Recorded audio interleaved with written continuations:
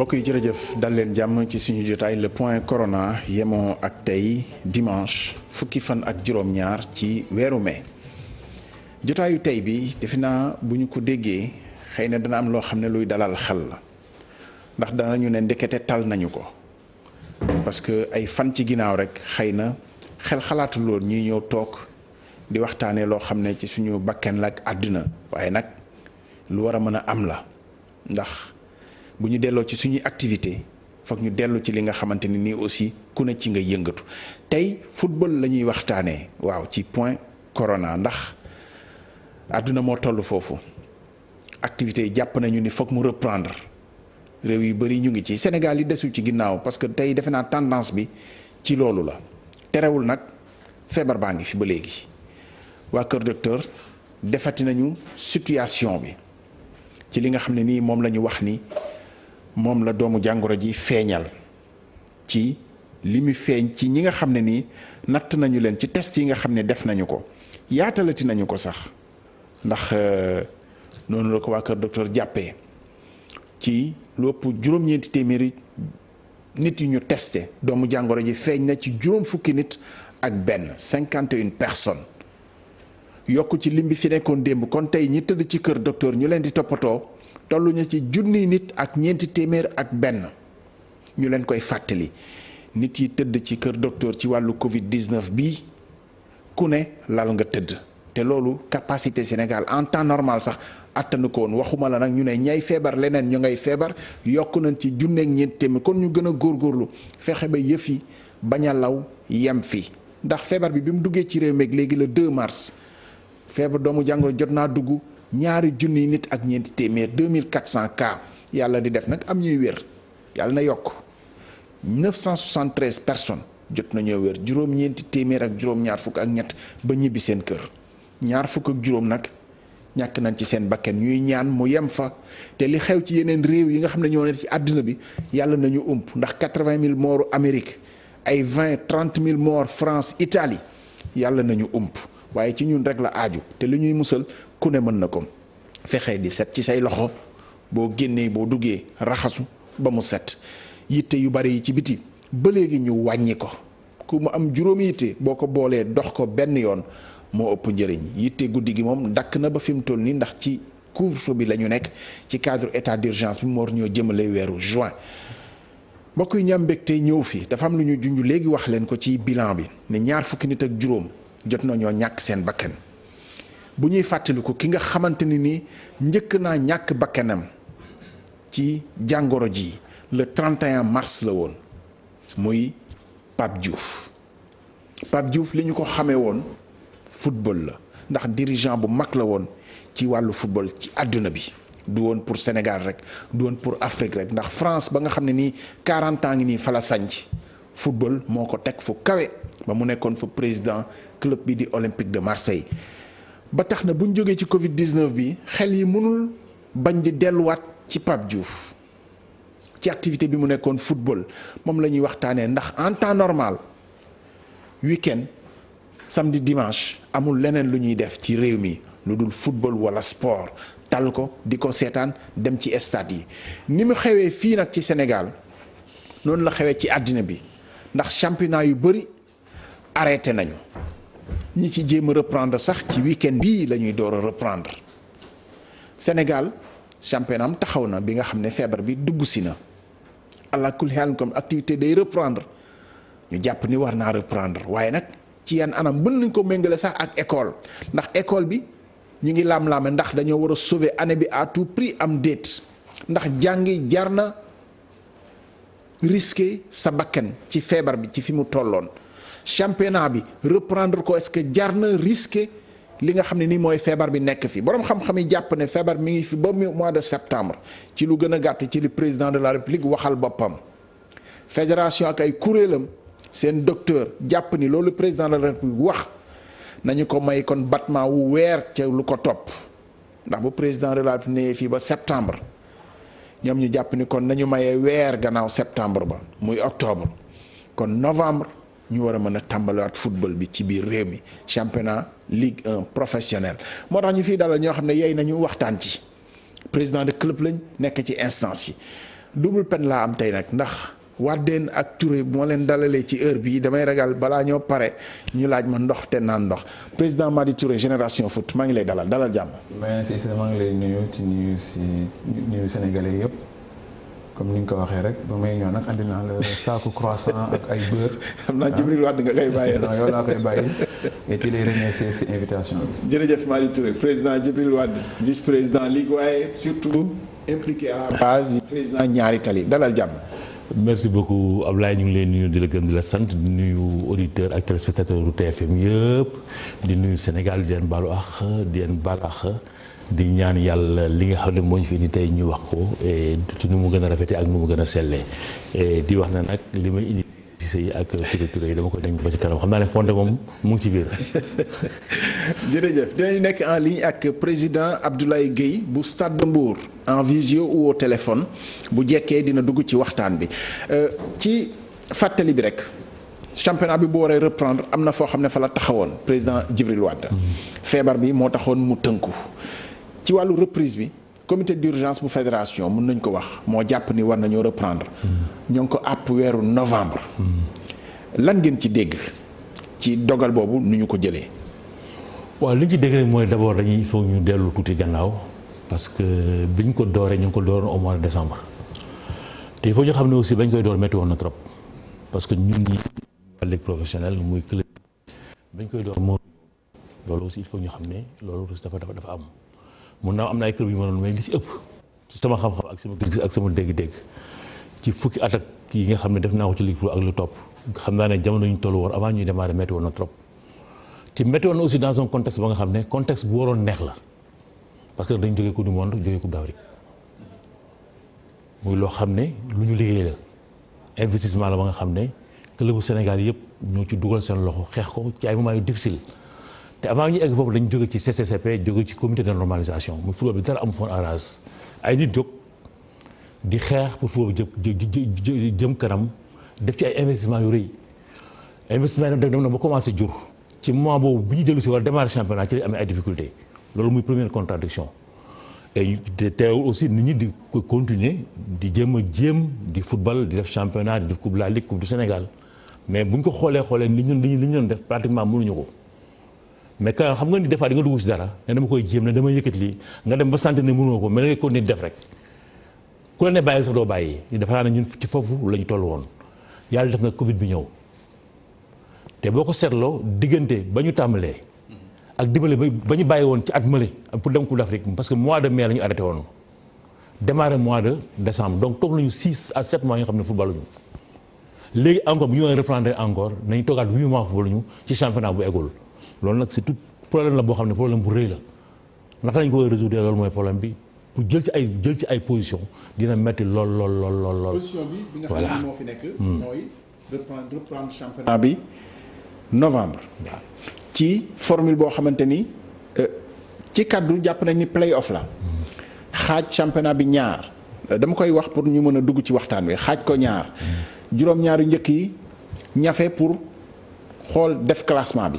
premier deuxième ñiy dem ci coupe d'Afrique yi ak yooyu wax nañ ni sax pratiquement kii jël championnat bi féete na boor xaaj beneen bi ñu ñafe ci seen biir pour ñu xool kan ak kan ñooy wàcc pour ñu mën a yéegal yeneen club bu deuxième division yi. président Mady Touré Génération Foot formule bi moo fi nekk tey est-ce que agréé na leen en tant que club wala déet ak it solution bi nga xam ne wax nañu ni juróomi weer ba juróom-benn weer yi ñuy toog te football amul. te ñu teg leen ko naka ngeen di doxalee ak seen administration wu club.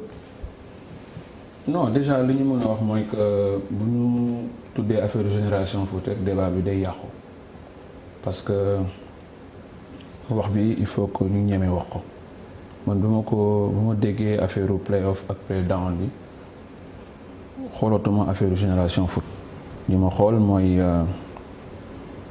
manque de considération bi ba pare. parce que combat bi du combat de principe la du combat personnel donc ça c'est la première des choses bu ñu ko weesee la aujourd'hui su ma déggee li Djibril Wade wax on parle de coronavirus bi bu mu amee président de la République lu mu def dafa opposant au partie civile au ñëpp balaa muy jël décision donc moom mi nekk président de la république mënoon na jël décision ne nii lay doxee mais am na respect si ñëpp sénégalais yi wax ne nii la ñu war a def pour ñu trouver solution donc ak sama jàngat bu ndaw je pense que ne aussi fédération loolu ñu war a njëkk a def balaa ñu jël décision bu nekk mais dañu jël seen décision. amul concertation yéen amul loo xam ne nii yokk ngeen leen xalaat pour ñu jëm ci décision bu nu mel. jëluñu amuñu benn concertation am na ñoo xam ne ñoom la ñuy oo ñu dëgg am ñoo xam ne oo ñu leen loolu ça pose problème ñu jël juróomi nit teg leen ci bureau jël seen décision jénne benn communiqué ne lii ça veut dire que ay benn yu nañu wax li ñuy wax ne nañu jouer loolu manque de considération et puis c'est un non-respect notoire parce que aussi loolu daf ma jaaxal et du man la jaaxal parce que aussi si laa jëlee sama matukaay parce que aussi dama toog pendant 10 ans sama bulle de temps en temps lay wax mais à un moment donné nag comme ni ko nit ñi di waxee lu ëpp tuuru loolu nag moo ma poussé man sama wàllu bopp ma oo tous les présidents de première division ak deuxième division boole naa si aussi le club amateur parce que wax ji du y a pas que le football professionnel c'est un ensemble parce que mais est-ce que yëpp ñoo bokk solution yëpp bokkuñu solution peut-être enjeu wu club professionnel bi nga xam ne nii enjeu wu ay fay salaire ak yooyu yëpp mu ngi ko tegu enjeu wu def business mu ngi ko tegu peut-être bokkul ak réalité wu mouvement amateur bi am déet. waaw bokkuñu mouvement mais dañuy wax bu ñuy wax problème ensemble la.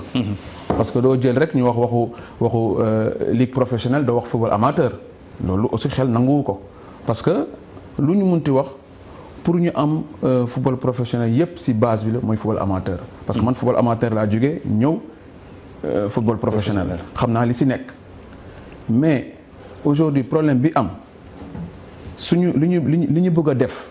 man lu tax ma ne nanguwuma ko ñeneen ñi nanguwuñu ko aussi nag aussi li ma mën a wax rek mooy li ñuy wax ci suuf aussi nañ ko wax ci kaw parce que man concerté na li ñuy wax ci suuf parce que am na ñoo xam ne d'accorduñu ci li fédération tëral am na ñoo xam ne mais soo déggee nag ci version nit ñi am na ñoo xam ne dañ leen ne d'accorduñu mais suñu demee ci instance yi wax ne d'accord nañu donc day am benn. est-ce que du ñu leen nangul kon li ñu signé rek ci këyit instance yi dogal ko mais li ma bëggoon xam mooy bu dul solution wu reprendre au mois de novembre.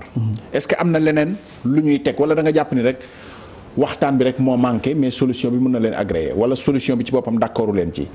non solution xam na décision bi Sénégal jël moom dañu ne soit ñu jouer soit ñu arrêter. ñu dëgg parce que dafa am à cause du coronavirus moo tax situation bi ñëw mais le moment que ñu accepter ne dañuy jouer pour 6 matchs mooy ça veut dire que fu ñu mënee jouer 6 matchs mën nañu jouer 13 matchs yi parce que suñu jëlee 2 mois ñuy wax bu ñu jouer semaine bu nekk 2 boo ko calculer dans la semaine ça fait 8 matchs 6 mois bi jouer nañu 8 matchs donc beneen mois bi dañu terminer championnat bi mais li ma si aussi wax coupe de la ligue il restait demi-finale finale ñu arrêté ko. boobu arrêté nañu ko ci décision yi la ñu. ci décision yi. coupe du Sénégal mu des 5 matchs ñu ne arrêté nañ ko léegi noo mu ne yow arrêté 5 matchs coupe du Sénégal arrêté 2 matchs ba pare war ñu jouer loo benn play-off de 6 matchs loolu xel mënu ko nangu. donc il faut que aussi que les gens de la fédération soient justes. boo jël benn décision da nga koy mûrement réfléchir aujourd'hui comme mënoon naa wax fédération mënoon nañu def seen li ñuy wax seen bâton de pèlerin def seen concertation ci suuf bu ñu xoolee le pour et le contre ba pare mën nañu jël benn décision ne ah lii la bu boobaa kenn du wax mais aujourd'hui man en tout cas li ma wax te ji bi wax na ko kenn mënu ko nangu en tout cas club yu bëri du ñu nangu ñu def play-off yi parce que play-off yi bu ñu ko defee par exemple pour le cas de Teungueth bu defee 2 matchs il est champion donc li ci des ay match de gala la donc réalité bi jouer play-off gisuma importance boo xam ne war nañ ko def parce que ku nekk da ngay garder say points tu parles de play-off da nga war a garder say points donc méngawul daal. Madi Touré dinañ ñëwaat léegi président Djibril Wade waaw nga waxaale ci. et puis xam nga moi je vais plus loin.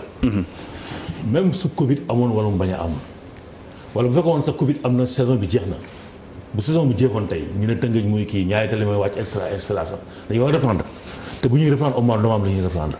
mais man même reprendre boobu ñuy reprendre au mois de novembre dama ciy taxaw est-ce qu'on doit reprendre moom foofu laa toll tey ci football bi ak suma club. yow li xew ci saison bi li ko jiitu. lu ko jiitu démarrage saison bi parce que xam nga yow pour yow Covid bi dafa accentuer rek li nga xam ne moo fi nekk ci problème su amee bu ñuy ànd bu naqaree nañ ko bokk bu neexee aussi nañ ko bokk mënuñu nag tolloole mais na ci ñëpp yëg seen bopp parce que tey bu ma xoolee rek yéen dëkk yi xam ne ñoo ñu wër te ñëpp wax ko muy Mali Burkina Faso dëkk yooyu yëpp lanu jox seen club yi moo ëpp li Sénégal jox club te Sénégal moo leen koom Sénégal moo leen ëpp ñooñu koom wala boog ñooñu kii te li état de Sénégal def ci football bi fii même bu dee dem ci équipe nationale A wala ci yeneen truc yi ñooñu defuñu ko seen football ci loolu donc man dama bëgg aussi am fédération boo xam ne dafa généreuse envers ces clubs mais bu fekkee man dañ à chaque fois dañ may woo di ma football loo di ma def loo te su méttee rek man nag man je suis seul là aussi je dis que vraiment là je suis catégorique. ñu yokk si ci solution provisoire bi fédération bi. donc trouvé solution provisoire bi dafa sax du discuter parce que. 70 millions la provisionné pour le moment pour séddale ko club yi en raison de 5 millions par club ci lu ñu leen di jàppale. xam nga loolu c'est des miettes par rapport ak Mali bii nga xam ne demoon Coupe du monde demoon Coupe d'Afrique wala Coupe d'Afrique soo wuti Burkina Faso keneen ak keneen loolu du sax wax beneen bi mooy même boo xoolee sax ci reprise bi bu ñuy wax par exemple ñu ne le play-off ak le play-down xel sax moo ko mënul nangu Tëngéej li mu rawee Jaraaf rawee ko Ndaare bi Tëngéej mooy pay Jaraaf mooy dës Tëngéej li mu jëlee Jaraaf rawee ko Ndaare bi ñu jël set yi ci kaw set yi suuf loolu du mu sax discuter loolu xel sax moo ko mënul nangu. du solution boo xam ne loolu du solution mais bu fekkee même dafa indi solution mais nañ ci solution bi nga xam ne moo la jiitu mooy nag aujourd'hui club yi naka la ñuy footballé naka la ñuy gisee seen bopp ci football bi moi je pense que c'est là parce que ñun aussi je trouve qu'aujourd'hui notre fédération n'est pas du tout généreuse parce que bu nit amee ay problème dafa am taxaw boo koy taxaw président de la République yi wax na ko léegi génn xaalis bari di ko jox nit ñi. mais du 5 millions wala 2 millions wala 3 millions moom mooy régler les problèmes du football sénégalais te bu fi nekk woon ñoo xam ne nekku fi parce que moom bi nga xam ne nekku fi woon ñun dañu cotiser woon pour mën a jouer mais tey bu fi nekkee ñu bëgg ko def feneen loolu mooy suñu problème man loolu mooy suma combat bi nga xam ne mooy c'est le combat qui vaille donc aujourd'hui notre football en général dafa am foofu benn partie boo xam ne fa la neexee ak benn partie boo xam ne nekkut woon tey bu ñëwoon tey Coupe d'Afrique ñu gis ñu def ci ay dépenses yu bari def ci nekk ku nekk di jóg. Sinon comme j'ai l'habitude de le dire on risque d'avoir une fédération ba nga xam ne compétition yi ci jéem a falu lay nekk que ci terrain bi. yéen ñaa ñëpp dégg naa leen mais dégguma solution aussi bu ñu fi jëlee li nga xam ne ni moom la comité d'urgence fédération bi wax. pour solution pour reprendre est-ce que am na beneen alternative. mais am na alternative. d'accord comme lan par exemple. mais saison boo xam ne wala ñu figé woon saison bi. mais saison boo xam ne dafa yéex a commencé. am dagg-dagg mënul dem Covid bi ñëw ci ko saison boobu doonul saison. li la gën a yow moom mooy ñu yemale ko fi. figé classement bi saison bi d'abord pour ñu démarrer ko problème la woon. ñun pour L1 L2 pour ñu démarrer saison bi problème la woon bu ñu supervisé wu woon te même perfusion bi dañ ci dox wax ci ba léegi ensuite am nañ ci ay bor yoo xam te mënuñu ko fay ay bor yu reconnaître ak yoo xam ne ñun xam nañ ne lii am na. mais même boo dee fédération nee na moom du ko jël en charge donc il y a beaucoup de problèmes yi nga xam ne même bu ñu kii loolu dafay nekk ba léegi donc moi aujourd'hui cette saison là il faut dire que 2020 amul man pour man. 2020 amul. donc aujourd'hui li ñu war a def mooy xalaat naka la ñu war a jógewaat organiser waat pour que li nga xam ne moom la ñu jàngante woon ñu jéem set naka lañ ciy génnee et je pense que Covid bi foofu la ñu mën a arranger. tirer profit du Covid mooy ñu organiser waat ba nga xam ne. fi mu nekk nii li ñu dalal dox ñu dalal ñu ngi ak président Abdoulaye Gueye président Stade de Mbour président Abdoulaye est-ce que yaa ngi ñuy dégg voilà sa cadre baax na trop ok président boo jotee dégg sa ñaari collègues yi parce que finalement président Djibril Wade président de club la en même temps vice-président ligue Madi Touré est-ce que li nga xam ne nii comité d'urgence bi wax na ko te muy solution bu ñu ne alternative la pour trouver pour ñu mën a jeexalee saison bi loo mën a dégg la yow wala da nga taxaw yow tam ci point bi nga gis ni saison bi daal xëy na leneen lañ ci war a lu dul jéem ko terminer au mois de novembre. waaw Abdoulaye merci beaucoup de m'associer ci à cette discussion là. Alors d'abord moi damay revenir sur les principes. D'abord, est-ce que le comité d'urgence a légitimité pour prendre cette décision ou pas? Mais je pense que, à l'état des choses, oui, le comité d'urgence a la légitimité ou la légalité de prendre cette décision. Parce que les textes wax mooy ne maintenant, est-ce que c'est la meilleure décision ou pas? En l'état actuel des choses, man jàpp naa ne c'est la meilleure des mauvaises décisions ou bien attendez la meilleure des mauvaises décisions c'est-à-dire yow saison bi kon pexe mu baax amu ci dañuy xool rek bu tane. non waaw saison bi dañuy pexe mu tane li ñu jàppoon mooy ne dañu bëgg a jeexal saison dañu bëggoon jouer les 13 matchs retour pour jël championnat bi jël championnat bi. Mais je pense que d'après les explications que j'ai toutes les décisions ci décision comité d'urgence il y a plusieurs points. Donc il faut regarder tous les points et bi ñu xoolee tous les points nag moi je crois que décision bi jël c'est une décision qui est certes difficile, ça il faut le reconnaître, mais disons c'est le moindre mal, c'est toutes les décisions qui pouvaient être prises tant qu'on ne peut pas jouer les 13 journées yi des.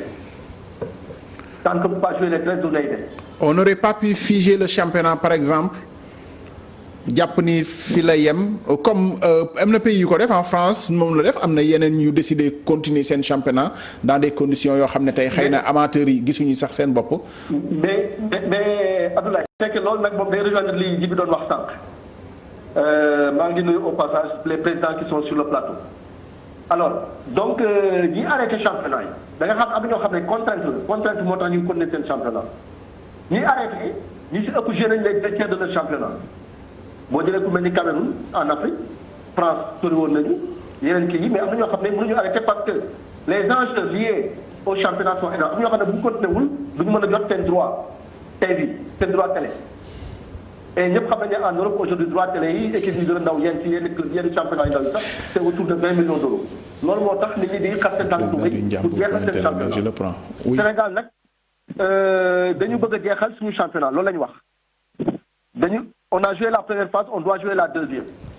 Aujourd'hui, le comité d'urgence a pris une décision. En tout cas, ñun Stade de Mbour, chance bi ñu am mooy nous on s'est réunis en bureau. Je le prends, tu peux le on a demandé à chacun de dire ce qu'il pense pour prendre une décision boo xam ne sa décision Stade de Mbour la. décision bi ñu jàpp ne moo gën mooy ne décision bi comité d'urgence bi jël mooy en tout cas décision bi tane ci décision ñu mënoon jël. parce que mënuñ ne dañuy arrêter championnat bi on veut continuer mënuñ ne. dañuy jouer 13 journées le temps ne le permet pas donc il faut ñu trouver solution ñoom bi ñu trouver mooy loolu peut-être am na solution yu ko gën a je pense que les gens peuvent proposer des solutions yu gën solution boobu mais en attendant quelle que soit la décision qu'on aurait pu prendre par ailleurs il faut que mu am ñu si gis seen bopp am ñu si gisul seen bopp. bu amee bu ko gën c'est-à-dire que ci lan lañ mënoon dem ba am bu ko gën implication bi aussi mooy.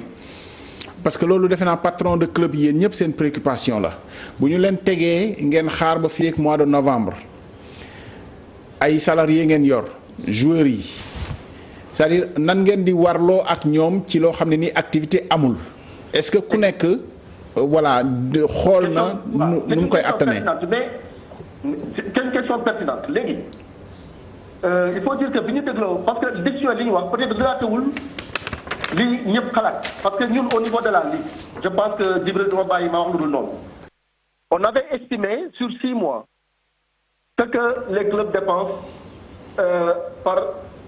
par mois en moyenne c'est pas valable. C'est pas uniforme hein, je pense bien. C'est pas uniforme, ça voilà. Il faut le dire. Moyenne. Pas uniforme. Et sur ça on avait déposé benn à la fédération pour le dire voilà ñun li ñu soxla woon pour mën a gérer la situation. En ce moment, on n'était même pas encore à cette situation de 6 mois-là. loolu bu ñu ko jëlee je pense que ci prévision yi gars yi def jël nañu en charge cet aspect-là je pense qu'ils ont prévu, les fonds ne sont pas encore là nag mais li ma dégg mooy ils ont prévu pour chaque club, les clubs de Ligue 1 42 millions, les clubs de Ligue 2 31 millions 500, les clubs de Tigre jusqu'à mu wàcc. Et que la fédération, l'État, la et autres vont apporter les contributions pour loolu mën a nekk.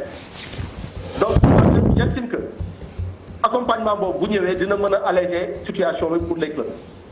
Et ça permettra aux clubs de pouvoir terminer la saison. Et encore que on m'a dit que bu dee situation corona bi teel na jeex comme c'est on peut le prévoir mën nañ ko ñaan bu teelee jeex dinañ mën a reprendre au lieu de faire le play-off play-down là on reprend les 13 journées donc mu jeexal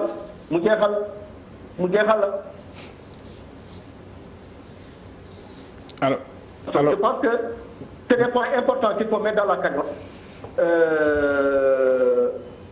En tout cas le Stade de Mbour moom vraiment s'est réuni et a pris une décision. La décision c'est de dire que décision du comité d'urgence bi jël on s'associe à cette décision et que maintenant le plus important c'est pas ça, le plus important c'était de voir quelles sont les mesures d'accompagnement des fédérations, la Ligue et l'État vont prendre pour aider ces clubs-là à surmonter cette phase difficile qui est une phase de 6 mois durant laquelle il faut s'occuper des jeux, il faut s'occuper des entraîneurs et aussi il faut préparer la reprise. Président Abdoulaye Gueye ñu ngi ñëwaat léegi je pense que Madi bu ñu waxoon ni amul concertation ci au niveau de la Ligue aussi est-ce que mën nañu compte tenu de la situation de l'urgence comprendre que xëy na urgence bi moo tax ñu doxalee nii et que faut trouver une solution est-ce que tey dañu nekk ci principe championnat bi mënula continuer ñu figer ko comme certains l'ont fait ou alors da nga bëgg rek ñu reprendre waxtaan yi est-ce que du gën a guddal jël bi encore Cissé xam na déglu na de suite président d'accord ak moom Stade de Mbour Stade de Mbour ma demee li ñuy wax ci suuf ñu ko wax ci kaw ni ñuy dégg du dëgg mais est-ce que duñ jàpp rek li ñuy wax ci kaw parce que kuy wax ci suuf aussi waaw mais moom laa bëgg wax lu la neex waaw le problème aujourd'hui xam nañu situation bi le moment que ñu ne dañuy jouer play-off ak play-down mooy dañu war a kon reprendre championnat bi c'est l'un ou l'autre soit ñu reprendre championnat bi soit ñu arrêter ko mais histoire de play-off et play-down mënul nekk. d'ailleurs formule play-off play-down bi ñu wax ko aussi parce que on est là pour donner parce que dama bëgg a continuer rek. léegi maa ngi dégg moom mi ngi wax ne am supposé la ñuy wax nii fu ñu toll nii mais bu ñu génnee seen communiqué donc seen communiqué leerul. donc je pense ce qui était judicieux de leur part ñu ne comme ñoom li mu ko waxee parce que moom mi ngi ci comité bi mais moom am na information mais ñun amuñu information bi. sur les mesures d'accompagnement. amuñu ko donc ça veut dire que ce soit la Ligue que ce soit la fédération dafa am ñuy am information am ñoo xam ne amuñu information donc il y a un problème parce que moom il est le président de Stade de Mbour man on a sama secrétaire général bi may représenté. man nag est-ce que tu as été concerté dafa ma ne non donc dafa am benn manquement man aujourd'hui je pèse mes mots. dafa am manque de considération respect moo amul li gars yi di jël moo loolu laa nanguwul aujourd'hui il parle par exemple on parle d'argent mais man su may déplacé wu dem Casamance mais je paye 6 millions. aujourd'hui bu ñuy wax en termes de dépenses mën naa ko wax est-ce que vous xam nañu ñaata laay fay salaire. yow bokkoo charge ak par exemple. le Stade de Mbour ou ñaari tali par exemple bokkuñu charge. j'ai combien de gamins. nous avons 350 personnes yu ñuy jox añ ndekki reer fan lañ koy jëlee est-ce que la fédération xam na fan laa jëlee xaalis bi du dëgg on paye des salaires donc mënuñu ñun que ce soit ñaari tali que ce soit le Casa Sport que les autres clubs ci ñafe comme ni mu ko waxee qu'on prenne des décisions à notre place par man loolu aujourd'hui loolu laay revendiquer et je ne suis pas le seul qui le revendique aujourd'hui on sait qu'il y a un gros problème wax na ko un problème d'argent ce problème d'argent fan lañ koy jëlee donc c'est ça le gros problème nañu wax problème bi te aujourd'hui on parle aujourd'hui il faut ñu xam li fi ñuy jëm comme ni ko grand bi waxee bu ñu paree ci affaire Covid bi nii reprendre championnat bi bu paree ñun xam na fi ñuy jëm on va parler des finances man ce que je souhaiterais aujourd'hui que la fédération wax ñu xaalis bi fan lañ ko dugal on peut pas parler de milliards et on est là ñu ay spéculation rek moo am. Mady est-ce que mun nañu est-ce que c'est une question. Est-ce que jàppoo ni war nañu mën a séparer ñaar yi parce que enjeu bi nga xam ne Djibril Wade dugaloon na ko. ci ne problème mu football bi. dafa am yu bëri yoo xam ne yu muy sooxee la di dem te war nañ ko régler. est-ce que mën nañu ko séparer régler saison bi ak tamit bu ñu fi jógee comme beaucoup d'autres secteurs parce que Covid bi wane na ni Sénégal li mu war a toogee waxtaanee ko bari na ci santé loolu mooy yëkkati programme de résilience économique et sociale. ñu ne bu ñu fi jógee am na loo xam ne ni suñu wàllu système sanitaire mënatul mel ni mu meloon. ci wàllu économie am na loo xam ne nee nañu mënatul continuer di fonctionner ni mu doon fonctionner. est-ce que football bi aussi mënuñoo séparer urgence su saison bi ci ren ji ak it problème yi nga xam ne moo ngay introduire muy problème yi football bi globalement. mais ñaar yooyu ñuy ànd parce que léegi bu ñu arrêté championnat war a commencer novembre. mais léegi bu ñu waree commencer ñu ci mois de mai ba novembre dañu war a fay jours yi parce que ñoom dañu ne il faut ñu jël contrat jours yi yóbbu ko ba novembre donc léegi novembre boobu ñu war a fay léegi contrat jours yi loolu xaalis la joxuñu ñu ko donc l'un dans l'autre ñaar yi ñoo bokk donc pour ñu arrêter hémorragie bi c'est mieux que ñu arrêter championnat bi ne on va démarrer en novembre ba pare nag ñu dem wuti ay moyens pour se préparer en conséquence loolu mooy wax ji. En novembre pour finir cette saison ou non annuler saison bi dañu annuler voilà nouvelle saison. D'accord mais saison bu ñu ko annulé. juste après ma ñëw ci Djibril Wade maa ngi ñëw. saison bu ñu ko annulé parce que dama bëgg a jël ay solutions comme ça ma tegal la ko aussi nga apprécier. bu ñu ko annulé. qu'est-ce qu'on fait di yéeg wàcc bi dina am du am wala dañuy figer lépp. non man solution bi ñu waxoon dafa am ñaari solution mooy aujourd'hui. parce que club Ligue 2 yaa ngi ñuy déglu aussi. ñi nga xam ne góorgóorlu ba war a yéeg dañu war a yéegal. il faut qu'on passe à 16 clubs. D'accord jóge 14 dem 16. 16 clubs kenn du wàcc kenn du yéeg et on arrête le championnat maintenant si ñu defee benn concertation ne dañuy jox titre bi Tëngéej ñu jox titre bi Tëngéej boobu ñu xam ne problème du am léegi nag situation bu ñu nekk aujourd'hui comme li ñuy wax bu ñu buggee nekk continuer championnat bi bu boobaa ñu xool ban moment lañ ko war a continuer ñu continuer ko mais continuer championnat bi pour man c'est impossible c'est impossible. Djibril Wade. waaw moom tu sais moom problème mooy dama toog jamono bu temps bu yàgg joué ma. ma commencé jouer au mois de décembre joué 3 mois après ma arrêté. tout ça c'est de l'argent mais bu fekkee ne club yi seen organisation bokkuma organisation ak génération foot bokkuma génération ak jaraaf bokkuma extra léegi moo war a reprendre encore au mois de novembre. su ma reprendre au mois de novembre dinaa jouer pendant 1 mois ou bien pendant 2 mois mu jeex loolu. play off play down 13 journées ou pas 13 journées su loolu jeex encore moo reprendre encore championnat au mois de janvier. ou bien au mois de février au plus tard. mais loolu naka laa koy defee situation bi ma nekk mënu ma permettre ma def loolu ba pare ensuite moi je suis un club ba nga xam ne damay vivre sama environnement bi ma nekk. maa ngi ci Covid bi jeexagul xamaguma kañ lay jeex mais waxuñu ma yan conditions lay utiliser pour mën def loolu donc conditions yi aujourd'hui lépp pendant 10 ans.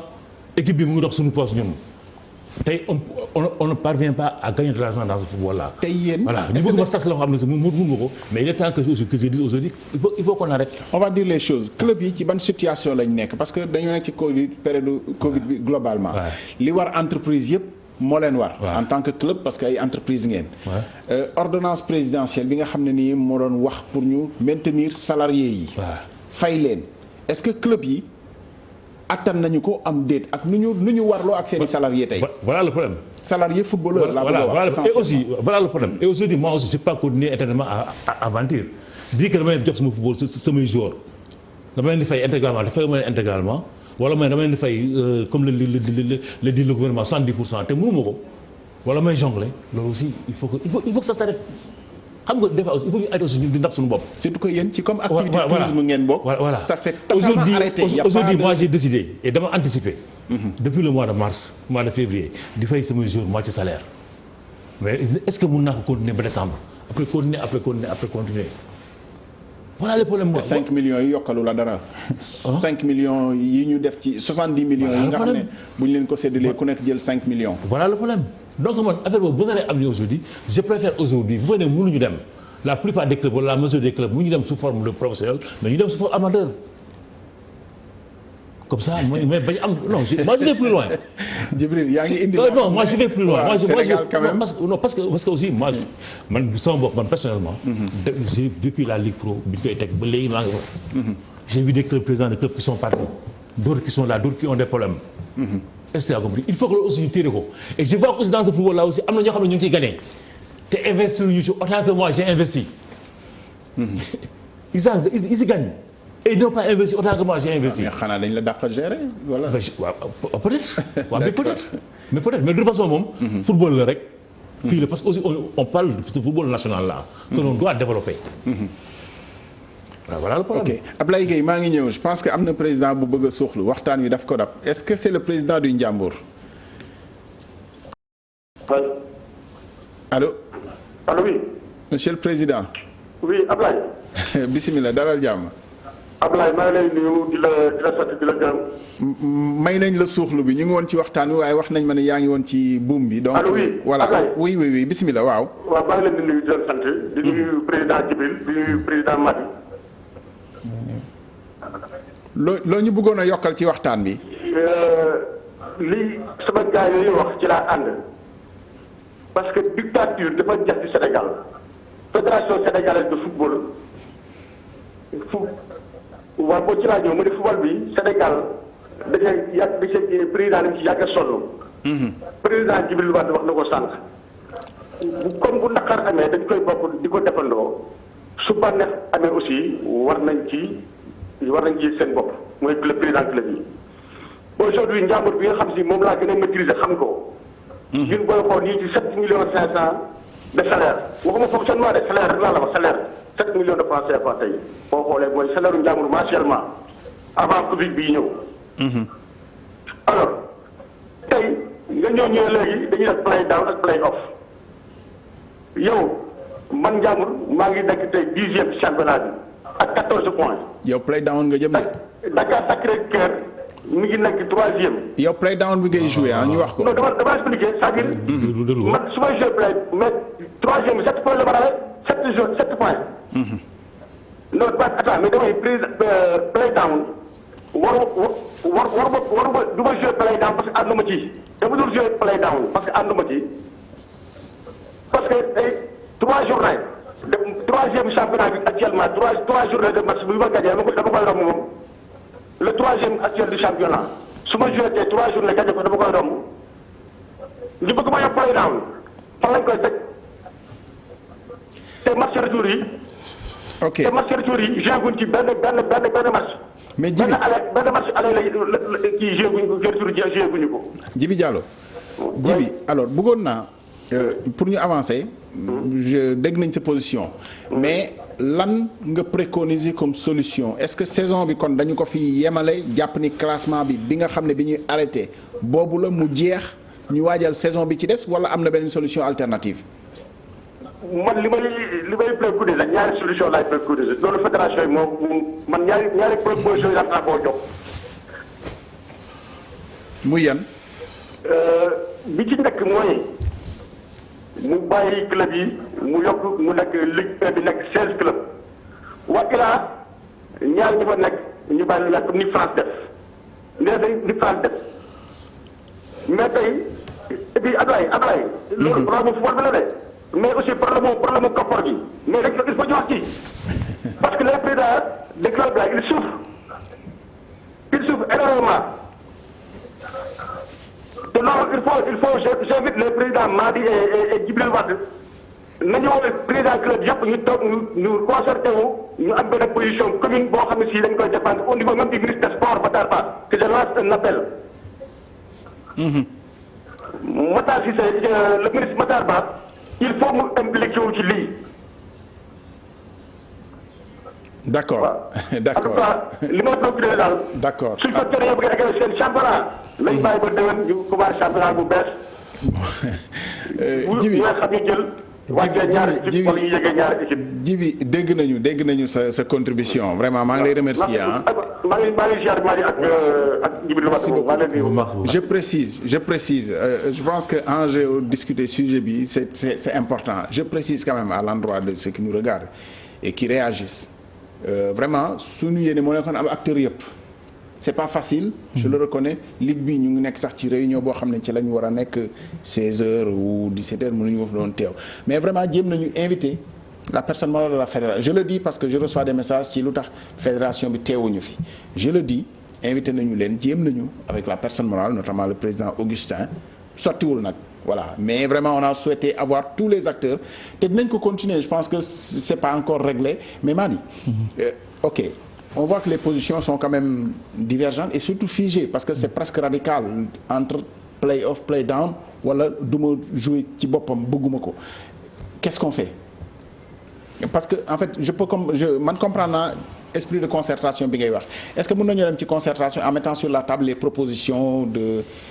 quand même finir la saison je le mets en perspective avec gis nga li xew ci école bi est-ce qu'il faut coûte que c'est vrai que c'est pas les mêmes enjeux bien entendu lii fola alors que le lait quand même enjeu de jàngal xale yi la mais dem nañu ba ne débat di posé ci école est-ce que coûte que coûte dañu war a sauver année bi donc bu ñu ko waxee ci école bi war nañ ko mën a wax ci football bi est-ce que coûte que coûte dañuy sauver saison bi wala bokk dañ ko fi yemale jàll ci leneen. waaw mais pour sauver saison bi c'est très simple xam nga quand on parle de saison ba léegi xam na ma joxe benn exemple Youssou Dabo. Youssou Dabo c'est coach de Teungueth. Il a eu du courage pourtant xool intérêt personnel am. wax que ñoom consulter wuñu leen. consulter wuñu joueurs yi consulter wuñu entraîneurs yi mais aussi la sécurité des joueurs la santé des joueurs est-ce que xool nañ ko. yooyu yëpp xooluñu ko est-ce que consulter nañu médecins yi donc situation bi ñu nekk nii à l'heure actuelle. suñu bëggee jël comme li ñuy wax affaire école bi c'est de sauver quelque chose maintenant bu ñu jëlee décision moo tax ñu concerté wu bu ñu concerté wu si c'est la majorité qui l'emporte du dëgg tey bu majorité bi nee dañuy dem jouer ji play off play down boobaa ma xam ne consensus bi ñëpp dañ si d'accord parce que à un moment donné parce que bu difficulté amee foofu la ñuy jëm. Est-ce que tu es à l'aise yow pour rejeter proposition play down bi en raison de sa classement génération foot ci position bi nga xam ne moom la toll est-ce que du ñenn ñi dañuy yaakaar ni loolu mooy tax peut-être bëggoo leen nekk ci position wu play down play off parce que ci down bi ngeen di nekk. si c'est. bu ñuy xool logique bu ñu demee play down ñun man mun naa tëj sama équipe à partir d'aujourd'hui ba novembre en préparation parce que am naa ay infrastructures qui me le permettent. bu ñuy wax dëgg rek du dëgg. génération foot. du combat génération foot comme li ñu wax combat ensemble la ñu ñëpp ñu xool fi ñu jëm donc bu ñu fekkee loolu la ñu war a décider man dans ce cas là mun naa wax xale yi ñi bisiwaat dinaa entraîner ba novembre et j'aurai pas de difficulté aujourd'hui parce que j'ai un club fort derrière génération foot du dëgg. pour pouvoir fay salaire yi aujourd'hui jusqu'au mois bi ma lay wax ni les joueurs ont été payés à 100% te noonu lañ nar a continuer du dëgg parce que nous avons une subvention donc du problème génération foot. warul bari club yi ko mën de. voilà donc bu ñuy wax affaire que situation bi ma nekk. du dëgg man tey mënoon naa toog sama coin ne man nii du ma si wax du dëgg parce que am naa possibilité pour génn comme li ko aujourd'hui man jaraaf ñaata points la ma rey 9 points 9 points la ma jaraaf rey te jaraaf mooy deuxième. donc championnat Sénégal ñëpp xam nañ ko. c'est vrai que aujourd'hui ñun ñu ngi nekk 13e 12e la ñu nekk mais. situation bi ñu nekk xam nañ ko.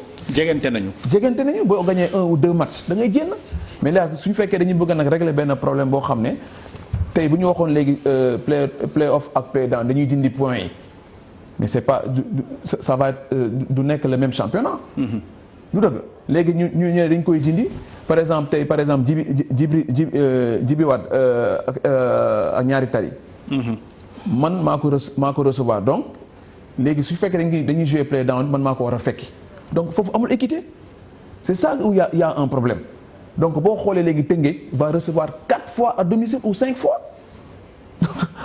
donc affaire bi leerul.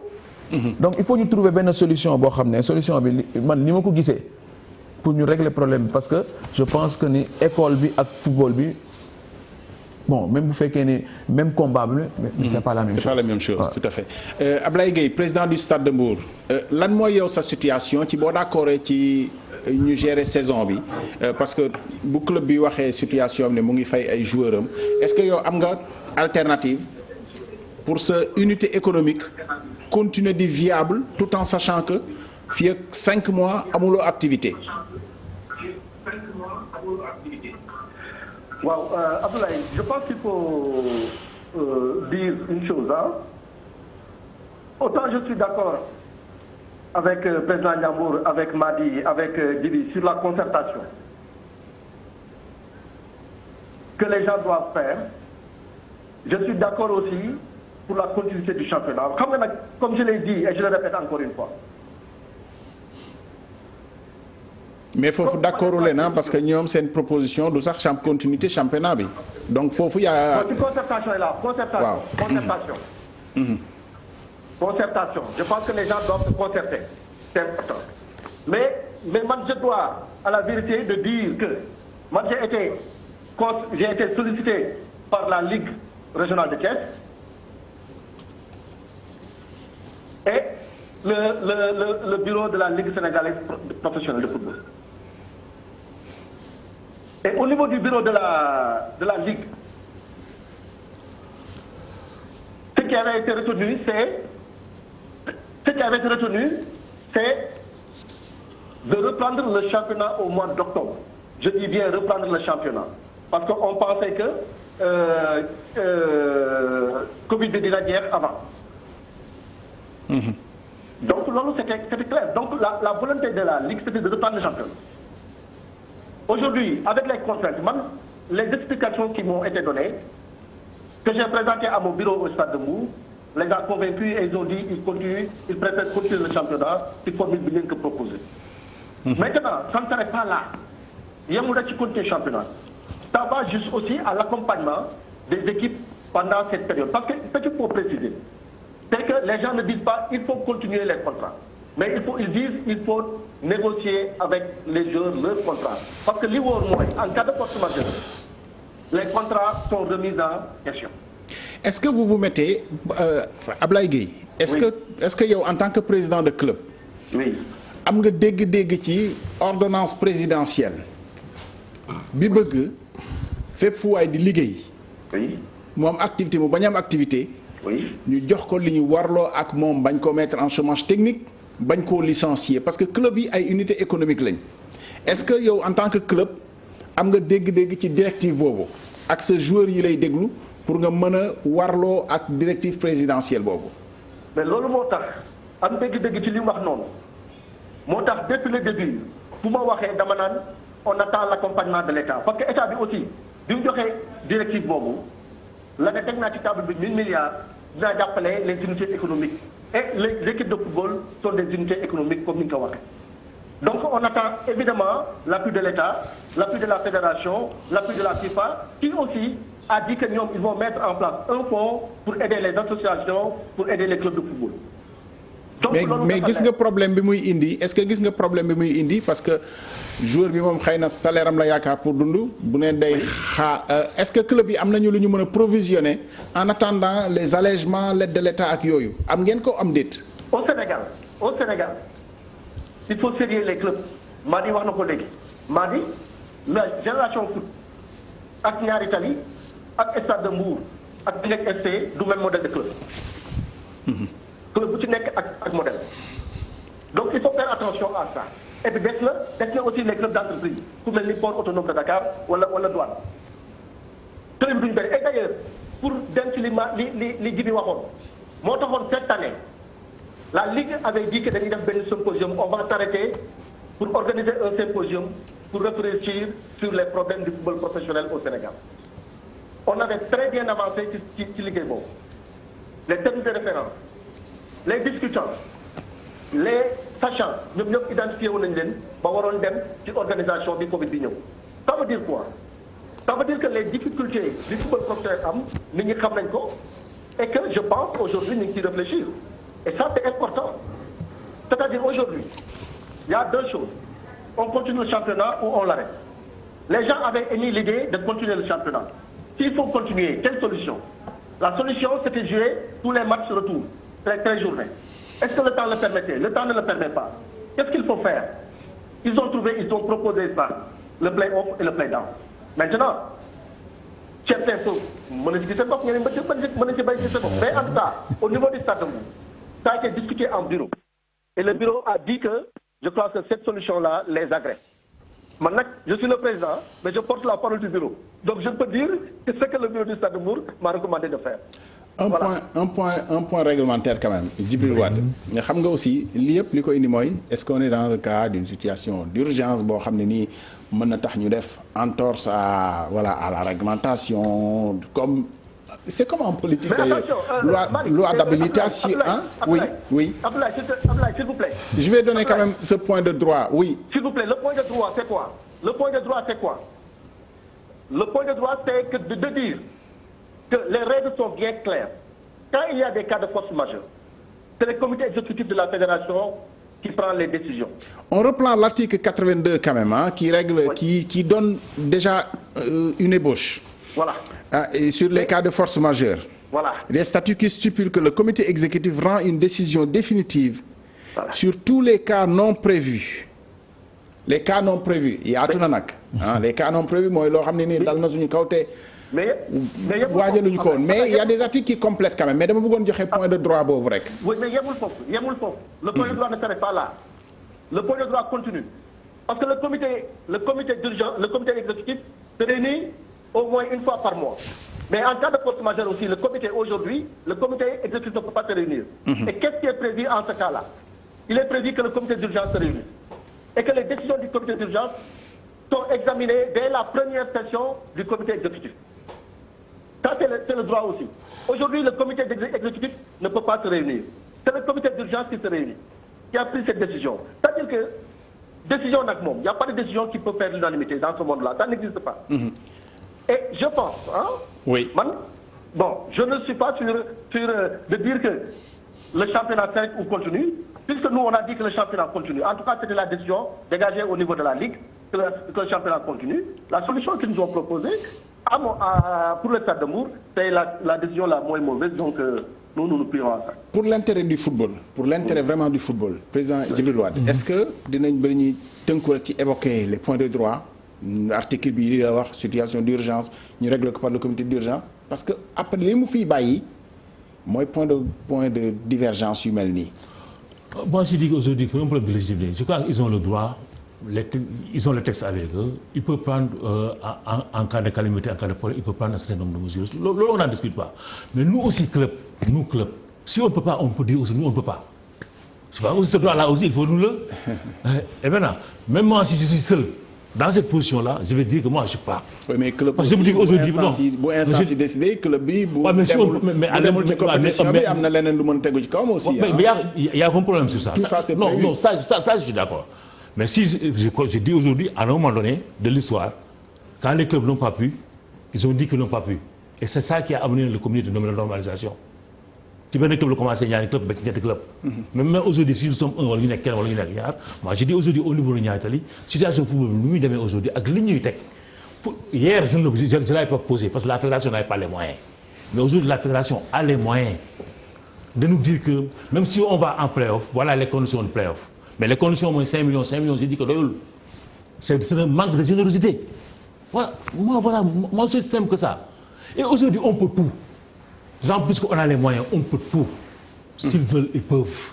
Et ils peuvent même nous faire jouer, même si le texte ne le prévoit pas. Ils peuvent même nous faire jouer tous les 48 heures. Mais à une condition de sortir l'argent.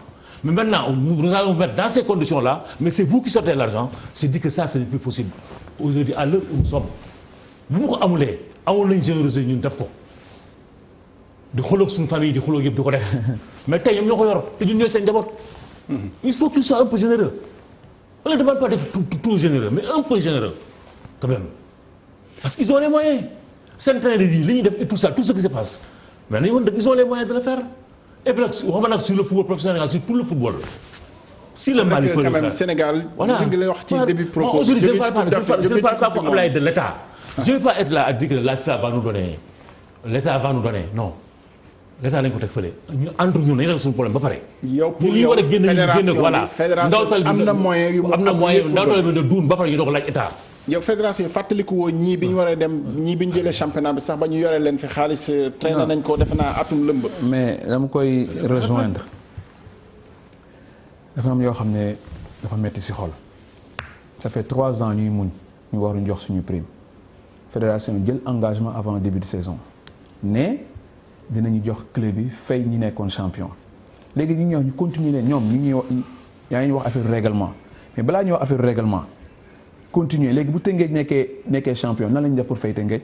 te fay ñu ko jiitu. ñu ko jiitu ça fait 3 ans ñuy xaar fay ñu léegi loolu lan lay nuru 3 ans fay ñu bëgg ñu jox 5 millions mais avant Covid bi ça veut dire que xaalis bi ngi fi woon donc xaalis bi nekk fi fay ñu club bi ñu démarrer dans des conditions très difficiles tey ñu wax ni léegi continuer leen championnat bi man sama jàngat bu ndaw man je pense que usure baaxul si yëf fédération dañu dem ba xam ils sont à l'usure bu ñu nekk moo tax ñuy def lu leen neex moo tax ñu lay def leen parce que dañu foog ne ñooñu moom. mais xam nga loolu saa yi bu ñu ko waxee ñu ne am nañu légitimité parce que dañ leen a fal.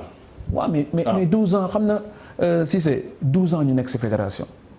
mais tant que limité wuñu ko. je pense qu'ils ont. parce que limité wuñ ko. moo tax ñu war a changer statut yi bés bu ñu changer statut parce que contexte bi ñu nekk ñu defar seen statut les présidents de club amuñu kàddu pour ñu war a wax ci mbir yi loolu ça pose problème. fédération n'est pas l'émanation comme des clubs. non te pourtant fédération moo représenté l'association des clubs. donc boo xoolee ñaari mbir yi li ñu war a def defuñu ko parce que suñu comme li nga wax sànq bu ñuy wax dañuy foog ne damay plaider génération foot. bu ñuy dem nañu fi am na yu bëri yoo xam ne mën naa ko jénne tey teg ko ci table bi mais c'est pas le moment lu dëgg on traverse des périodes très difficiles xaalis bi ñu war a jox ñun ba ñu ne dañu war a rejouer Coupe d'Afrique lu dëgg contre Zamalek ñu dem mais qu'est-ce que la fédération amoon nañu xaalis lu dëgg heureusement que la CAF ñoo fayaat billets yi pour ñu dellu mais le truc de l'hôtel kan moo ko fay dañu waraat fay hôtel pour ñu dellu ñaata la ñu coûté les 2 voyages mais ñaata la ñu fédération jox et pourtant on était le seul représentant du Sénégal. ñaata la leen jox. j'ai pas les chiffres en tête. joxoon nañu 3 millions bon. dafa ab jox ñu je pense que grosso modo 10 millions et quelques mënuma parce que j'ai pas les chiffres en tête. mais ça représentait pas grand-chose ci li ngeen soxla woon. dara. et pourtant lu tax ma ne dañu war a respecter club bi gloire bu amee. je donne un exemple rek Sadio Mané. qui a formé Sadio Mané. c'est Génération Foot. kan moo si bénéficié wu def ay photos à la fédération ñoom ñoo si bénéficié wu ñoom ñoo dem Caire ñu recevoir leen ñu nekk ak Sadio Mané du dëgg yooyu yëpp mu ñuy mettre ñu koy gis donc nañu xam lu ñuy teg club bi ñooy formé. tey soo Idrissa Gana Gueye sor du jàmbaar. na dem Dakar Sacré-Cœur na dem ñaari tali du dëgg. s'il y avait pas les clubs tey fédération dina am xaalis donc il faut que ñu respecte wax ji duñ ko nekk tu koy laam-laamee pour wax ne non lii man sama wàll ba dama ne il faut qu'on nous respecte.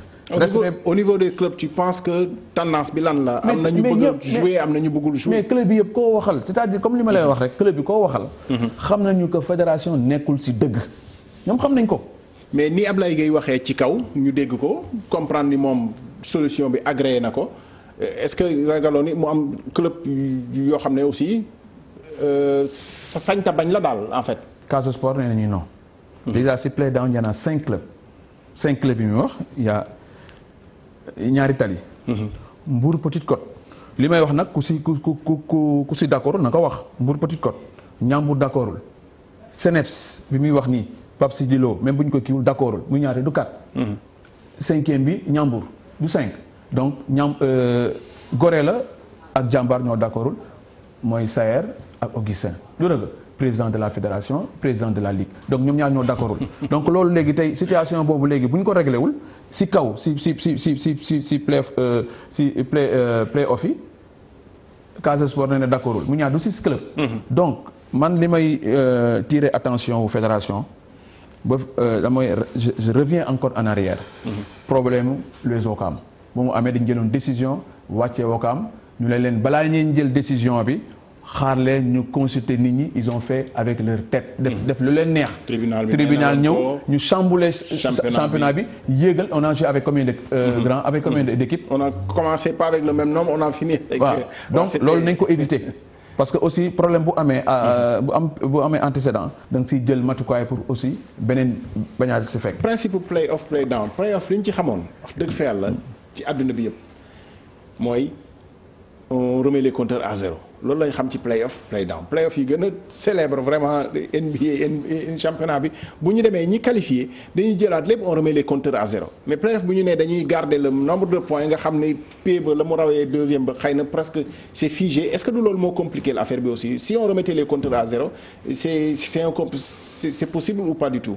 non mais xam na même si on remet les compteurs à zéro aussi dañuy léser Teungueth lu dëgg moo nekk P rawee 12 points. waaw problème bi rek mooy. donc moo tax ma ne problème moo tax waaw providence moo tax ma ne la pour régler problème bi. nañu arrêté championnat bi man je suis d'accord ñu arrêté championnat bi jox Teungueth titre bi lu dëgg yéegal ñaari équipe bi lu dëgg fekkee jaraaf la jox ko mu dem. coupe africaine coupe de voilà c'est pas un problème mais au moins jàmm am man loolu man je signe de suite léegi moo tax ma ne ñu am concertation. donc affaire bi c'est un ensemble si lépp la. Djibril Wade c'est quand même pas trop tard pour que ñu waxtaanee ko est-ce que j'avais envie de lancer un appel presque public à quelqu'un de la fédération parce que mu ngi ñuy déglu di suuxlu. donc xam nga daanaka organisation mënuñu jël yëpp yóbbu ko dans le cadre de la concertation parce que aussi on a eu on a des structures on a eu des gens ils ont une certaine légitimité ils doivent prendre des décisions à notre nom. mais pourvu que aussi ces décisions là aussi mu agréé ñu loolu d'accord naa te mun naa aussi décision bi ça agrée aussi la plupart des clubs parce que li maa di wax nii ne club yi kii d'accord na kii d'accord wóoru man sama club laa xam mënu ma waxal beneen club. ah mais vice-président ligue bi nga. ligue bi ñoom. waaw loolu je dis ñi nga xam ne ñoom club professionnel ñoom ci seen tour. luñ ci mën a wax. loolu ça aussi ñu ngi discuter mais lu tax décision bi jiitu discussion. ça quand même c'est un problème. je dis peut-être que man peut-être que man fi ma amee problème mooy avant ñuy wax dañuy dem play down dañuy continuer championnat du jour je l'ai dit tantôt mooy nañu génneel conditions yi ñu war a jouer parce que nit ki aussi bu fekkee ne am nga ko na nga ko mettre dans des conditions yi nga xam ne baax na bu fekkee ne am na fi te am na fi aussi moi je pense que loolu mooy le grand problème à notre niveau là mais bu fekkee ne aujourd'hui dañu bëgg aujourd'hui football bi les mêmes personnes toujours di ko supporter les présidents de club di ko supporter wala les clubs di ko supporter rek charge yi écoute li nga xam ne moom moo neex aussi du ñu ko supporter loolu aussi baaxul donc man ci foofu lay waxee. saison ren bi moom. je pense que ni mu démarré ñëpp bu baax na aussi ñu koy fàttali nii saison bi on avait 4-5 mois de retard 6 mois. 6 mois de retard. saison bi dem nañu ko pratiquement ñu war a toogaat encore 6 mois 7 mois duñu joué war a reprendre encore pour 2 mois 45 jours encore reprendre encore beneen saison 2021-2022 mais loolu dafa laaj jarul yàkkamti dafa laaj ñu taxaw seetlu tuuti. maa di les clubs professionnels tey yan démarche moo am pour le démarche unitaire voilà pour dem ci xool nu ñuy def ci décision bi. non mais décision bi xam na. est-ce qu'il y a une démarche de concertation entre clubs. wala même de rencontrer la fédération. Actuellement les gens sont en train de se concerter là ok. au niveau de la Ligue Pro les gens sont en train de se concerter pour prendre des décisions li ñu wax yëpp ñu ngi koy wax suñu biir et je pense que ñu ngi koy wax suñu biir je pense que les gens sont en train de se concerter mën nañu am je pense que intervention Ablaye rek wane na ko léegi. les gens sont en train de se concerter maintenant nag ku nekk ñi naan play-off baax na play-off baaxul lii baax na lii baaxul lii baaxul moi je pense aussi les gens sont en train et tout de suite encore on va continuer à discuter sur ça et la décision là ci ma dégg rek elle n'est pas encore définitive cette décision là elle n'est pas encore définitive mais nous moi ce que je demande mooy il faut plus de générosité de la fédération pour mu demander ñun ay effort moom def effort ba pare. Madi. mais effort boobu xam naa dina xaw a metti du dëgg parce que aujourd'hui moom nee na le football reste fédération nee na le football reste un seul et indivisible donc bu ñu bañee léegi ñu indivisible dañu régler problème bi parce que aussi di situation bi ñu nekk aujourd'hui ñëpp xam nañ c'est un manque de moyens du dëgg manque de moyens yi nag nan la ñuy def pour ñu am ko donc c'est plus judicieux tey ñu arrêter championnat bi maintenant su fekkee nag ñoom bëgguñu arrêter championnat parce que dañu war a mu am problème ak yenn club yi nañ ko décider rapidement mais aujourd'hui c'est vrai qu'il y a urgence mais aujourd'hui dañu war a xaar quand même 8 mois. et ñoom nee nañu léegi soo déggee Ablaye Gueye wax si 8 mois yi nee nañu ko décision bi ñuy génn c'est pas encore vraiment définitif du dëgg donc dans ce cas-là ce qu'il y a lieu de faire nañu xaar peut-être d'ici kenn xamul parce que mbas bi mi am fii yàlla mën na demain juillet août mu dem kenn xamul mën na aussi dem léegi ñoom est-ce que si plan A am nañ ko est-ce que am nañu plan B su fekkee léegi mbas bi dem na ba léegi décembre lan lañ leen def dañuy arrêté wala dañuy continuer. mais là aussi au niveau de la ligue professionnelle amoon nañu plan boobu. plan boobu amoon nañu ko au niveau de la ligue sénégalaise de football professionnel on avait un plan A boo xam dañuy démarrer juillet wala ñu démarrer août wala ñu démarrer septembre. mais léegi vu décision yi président jël léegi loolu yëpp c'est tombé à l'eau. donc loolu moo tax aussi que le comité d'urgence di planifier di commencer au mois de novembre parce que ils se disent que comme que le président a dit que septembre. affaire yi mun na il est très optimiste septembre donc ils ont dit que octobre on permet au club ñu dem en hivernal. novembre ñu commencé loolu mais le problème c'est pas le club bi dem. Ablaye Gueye un tout dernier mot Ablaye Gueye en 30 secondes. Est-ce que Ablaye Gueye est là en 30 secondes Ablaye Gueye. Merci beaucoup. En 30 secondes vraiment parce qu'on a vraiment fini. Merci beaucoup Abdoulaye. En fait je reviens un peu sur la définitive ou effective xam nga dafa am loo xam ne dafa am solo ci wax maanaam le plan A plan B plan C yooyu yëpp am na. La décision du comité d'urgence elle est effective c'est-à-dire bu ñu ko jaxasee ba jël dañ ko war a appliquer mais aujourd'hui ñëpp xam nañ ne le président de la République a dit que d'après les spécialistes les scientifiques le Covid allait peut-être aller jusqu'au mois de septembre. Donc le comité d'urgence s'est fondé sur cette décision-là pour dire voilà. On l'a rappelé au début on l'a rappelé au début. Voilà très bien. Léegi li ci am mooy le championnat effectivement si aujourd'hui le Covid s'arrêtait au mois de juillet on le souhaite ou au mois de plus tôt mais le championnat allait se dérouler normalement les gens allaient continuer le championnat normalement c'est pourquoi il n'est pas définitif. Aussi dire sur le plan de l'accompagnement ñun en tout cas au niveau du Stade de Mbour c'était notre principal souci. Demander aux gens de négocier avec les joueurs pour maintenir les contrats c'était notre principal souci. Le problème nag tout ça nag n'écarte pas la concertation. Les gens doivent se concerter, doivent se parler pour que des problèmes qu'il y ait pas. Mais Ablaye tu nous dis quand même yaa ngi wax quand même ni décision bi comité d'urgence bi jël c'est définitive c'est une décision à appliquer. Concertation bi si on le fait a posteriori amul njëriñ su fekkee ni. Abdoulaye il faut quand même être subtil dans l'appréciation des choses. Parce que aujourd'hui tey jii décision bi ñu jël ñoom ils font de la prospection nee nañu au mois de novembre. Depuis novembre bu fekkee am na amélioration mais ils vont revenir à la décision. Ils ne sont pas si figés. Merci beaucoup c'est ça mais xam nga décision boo ko jëlee aujourd'hui je vous donne un exemple. Je vous donne un exemple simple vraiment nga baal ma. Un exemple simple. Rapidement. Les gens avaient pris le président de la République avait pris une décision ba ne le comité le couvre-feu allait s'arrêter au truc mais quand les conditions ne l'ont pas permis mais il a revu sa position. Je pense que fii personne n'est figé. Je crois, ça c'est mon sentiment. Moi j'ai d'ailleurs une question, je pense qu'on essaiera de l'aborder dans le cadre de cette émission parce que secteur yëpp ñu ngi yëglu ci le programme de résilience économique et sociale. Le monde sportif avec votre ministre Matar Ba xanaa da ngeen kersa wala laaj seen wàll pourtant entre club yi ay unité économique lañ mais bon ça on l'évoquera avec le ministre s'il veut bien ñu invité ko. 10 secondes. Oui. Quand ça loolu bu ma amee la Ligue a très tôt réagi, a réfléchi et a fait des propositions. Des propositions qui montrent en fait l'impact de ce Covid sur le football et les solutions envisagées par la Ligue. Djibril wax na ko sànq.